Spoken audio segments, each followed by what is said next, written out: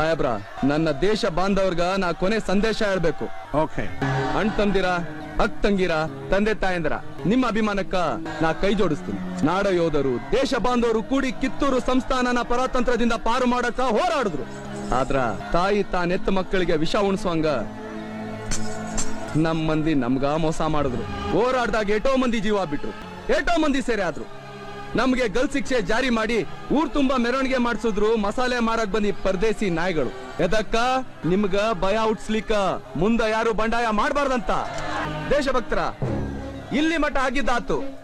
ಇನ್ ಮುಂದಾದ್ರೂ ನೀವೆಲ್ರೂ ಒಂದಾಗ್ರಿ. ಇಲ್ಲ ಅಂದ್ರ ಮುಂದ ನೀವು, ನಿಮ್ಮೆತ್ತವರು, ಒಡ ಹುಟ್ಟಿದವರು, ಮಕ್ಳು ಮರಿ ಸಾಯೋ ಮಠ ಪರಿಕಿರ ಗುಲಾಮ್ರಂಗ್ ಬದುಕ್ಬೇಕಾಗ್ತೈತಿ. ಈ ಸೀಮೆ, ನೆಲ, ಜಲ ಎಲ್ಲ ನಮ್ದು. ಇನ್ನೊಬ್ರು ದಾಸದಾಗ ಬದುಕೋ ಅಗತ್ಯ ನಮ್ಗಿಲ್ಲ. ಅದಕ್ಕ ಇವತ್ತೇ ಕಂಕಣ ಕಟ್ರಿ, ಒಗ್ಗಟ್ನಾಗೆ ಬಲ ಐತೆ ಅಂತ ತೋರಿಸ್ಕೊಡ್ರಿ. ಅನ್ಯಾಯದ ವಿರುದ್ಧ ಹೋರಾಡಕ್ಕ ಅಂಜಬೇಡ್ರಿ.